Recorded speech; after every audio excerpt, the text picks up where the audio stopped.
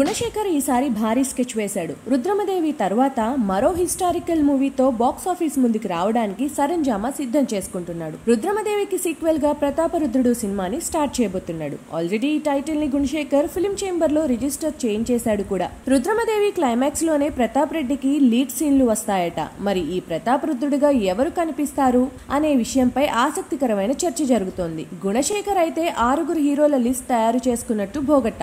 ఒక్కొక్కరి దగ్గరకు వెళ్లి కథ చెప్పి ఒప్పించే ప్రయత్నాలు చేయడానికి రెడీ అవుతున్నాడు. అల్లు అర్జున్, ఎన్టీఆర్, చరణ్, బాలకృష్ణ, చిరంజీవి ఇలా గుణశేఖర్ ఓ లిస్ట్ రాసుకున్నాడు. చిరంజీవి 150వ సినిమాకి, బాలయ్య 100వ సినిమాకి స్క్రిప్ట్స్ కోసం వెతుకుతున్న సంగతి తెలిసిందే. వాళ్లకు ఈ కథ బాగా మ్యాచ్ అవుతుందని గుణశేఖర్ నమ్మకం. వాళ్ళు కాదంటే అప్పుడు యువ హీరోలు బన్నీ, తారక్, చర్యలకు ఈ స్టోరీ వినిపిస్తాడట. వీళ్లలో ఎవరో ఒకరు ఈ సినిమాపై ఆమోద ముద్ర వేయడం ఖాయమని గుణశేఖర్ నమ్ముతున్నాడు. అయితే గుణశేఖర్ మదిలో మెదిలిన మొదటి హీరో మహేష్ బాబు. ప్రిన్స్ తో గుణశేఖర్ కు మంచి సంబంధాలు ఉన్నాయి. ఒక్కడు అర్జున్, సైనికుడు ఇలా 3 సినిమాలు తీశాడు. రుద్రమదేవిలో గోన గన్నారెడ్డి పాత్రకు ముందు సంప్రదించింది మహేష్ ని. ఆ తరువాతే ఆ ఆఫర్ బన్నీ దగ్గరకు వెళ్ళింది. అందుకే ముందు మహేష్ కి ఈ స్టోరీ వినిపించి తను కాదంటే అప్పుడు తన లిస్ట్ పై దృష్టి పెట్టాలని గుణశేఖర్ భావిస్తున్నాడట.